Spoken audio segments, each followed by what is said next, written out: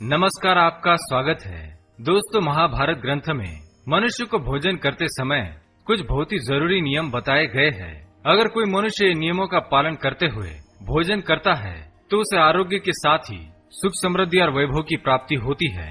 शास्त्रों में बताए गए ये नियम वैज्ञानिक दृष्टिकोण से भी परिपूर्ण है। इस प्रकार से भोजन करने पर मनुष्य सभी देवी देवताओं का आशीर्वाद प्राप्त करता है। अतः आप भी भोजन करते समय इन नियमों का पालन अवश्य करें।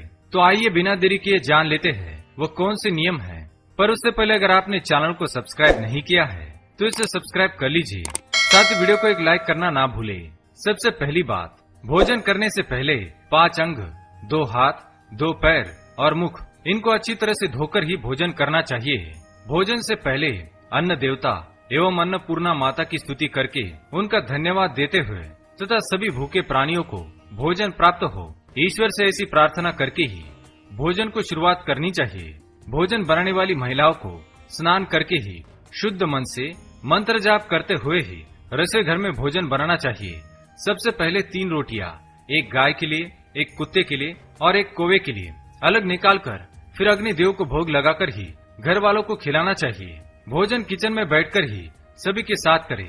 प्रयास यही करना चाहिए कि परिवार के सभी सदस्यों के साथ मिल बैठकर ही भोजन किया जाए। नियम अनुसार अलग अलग भोजन करने से परिवार के सदस्यों में प्रेम और एकता कायम नहीं हो पाती है। भोजन का समय प्रातः और सायंकाल ही भोजन का विधान है, क्योंकि पचन क्रिया की जठराग्नि सूर्योदय से 2 घंटे के बाद तक एवं सूर्यास्त से 2.5 घंटे पहले तक प्रबल रहती है। जो व्यक्ति सिर्फ एक समय भोजन करता है वह योगी है, और जो 2 समय भोजन करता है वह भोगी कहा गया है। तीसरी बात, भोजन की दिशा। भोजन पूर्व और उत्तर दिशा की ओर मुख करके ही करना चाहिए। दक्षिण दिशा की ओर किया गया भोजन प्रेत को प्राप्त होता है। पश्चिम दिशा की ओर किया हुआ भोजन खाने से रोग की वृद्धि होती है। चौथी बात, ऐसी अवस्था में भोजन ना करे। शैया पर बैठकर अर्थात बिस्तर पर बैठकर अपने हाथों पर रखकर या टूटे फूटे बर्तनों में भोजन कभी करना नहीं चाहिए। मलमूत्र का वेग होने पर भी भोजन करना नहीं चाहिए। कलह अथवा क्लेश के माहौल में भी भोजन करना अनुचित माना गया है। अधिक शोर शराबे के स्थान पर भी भोजन करना उचित नहीं। पीपल एवं वटवृक्ष के नीचे बैठकर भी भोजन नहीं करना चाहिए। परोसे हुए भोजन की कभी निंदा नहीं करनी चाहिए। खड़े खड़े भोजन करना भी अनुचित माना गया है। जूते पहनकर या सिर ढककर भी भोजन नहीं करना चाहिए। आइए अब जानते हैं भोजन कैसा होना चाहिए। बहुत तीखा या बहुत ही मीठा भोजन नहीं करना चाहिए। किसी के द्वारा छोड़ा हुआ भोजन भी कभी ग्रहण नहीं करना चाहिए। आधा खाया हुआ फल, मिठाइयाँ आदि फिर से नहीं खानी चाहिए। खाना छोड़कर उठ जाने पर दोबारा भोजन कभी करना नहीं चाहिए। जो कोई भी ढिंडोरा पीटकर खिला रहा हो वहाँ पर जाकर कभी भोजन नहीं करना चाहिए। पशु या कुत्ते के द्वारा छुआ हुआ भोजन कभी करना नहीं चाहिए। रजस वाला स्त्री के द्वारा परोसा गया भोजन भी करना अनुचित है। श्राद्ध का निकाला हुआ, बासी या मुंह से फूंक मारकर ठंडा किया गया भोजन भी करना अनुचित है।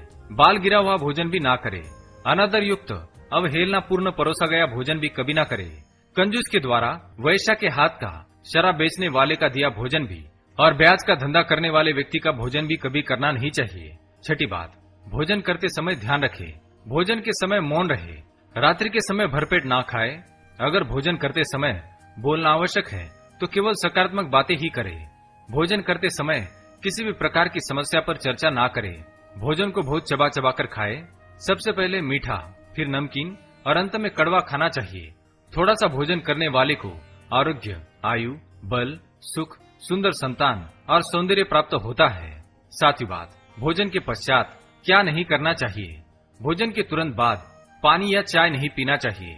भोजन के पश्चात घुड़सवारी, दौड़ना, बैठना, शौच आदि प्रकार के कार्य नहीं करने चाहिए। भोजन के बाद क्या करें। भोजन के पश्चात दिन में भोजन करने के पश्चात टहलना चाहिए और रात्रि के समय 100 कदम टहलकर बाईं करवट में लेटना अथवा वज्रासन में बैठने से भोजन का पचन अच्छे से होता है।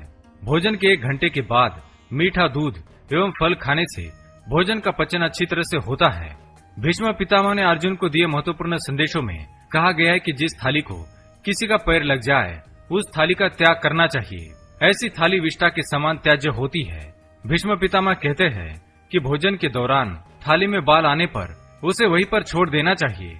बाल आने के बाद भी खाए जाने वाले भोजन से दरिद्रता का सामना करना पड़ सकता है।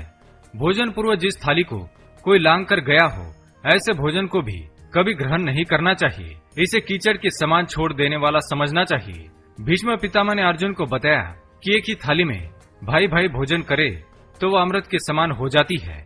ऐसे भोजन से धन धान्य, स्वास्थ्य और लक्ष्मी की वृद्धि होती है। भीष्म पितामह के अनुसार पति पत्नी को एक ही थाली में भोजन करने को निषिद्ध माना गया है। भीष्म पितामह के अनुसार एक ही थाली में पति पत्नी भोजन करते हैं तो ऐसी थाली मादक पदार्थों से भरी मानी जाने वाली होती है। पत्नी को पति के भोजन के उपरांत ही भोजन करना चाहिए, इससे घर में सुख समृद्धि बढ़ती है। तो दोस्तों, ये थी वो महत्वपूर्ण बातें जो महाभारत में बताई गई है। अगर ये जानकारी आपको पसंद आई तो वीडियो को लाइक करें, कमेंट में जय मां अन्नपूर्णा अवश्य लिखें, साथ ही चैनल को सब्सक्राइब करें ताकि आप ऐसे आध्यात्मिक जानकारी वाले वीडियो देख सकें। धन्यवाद।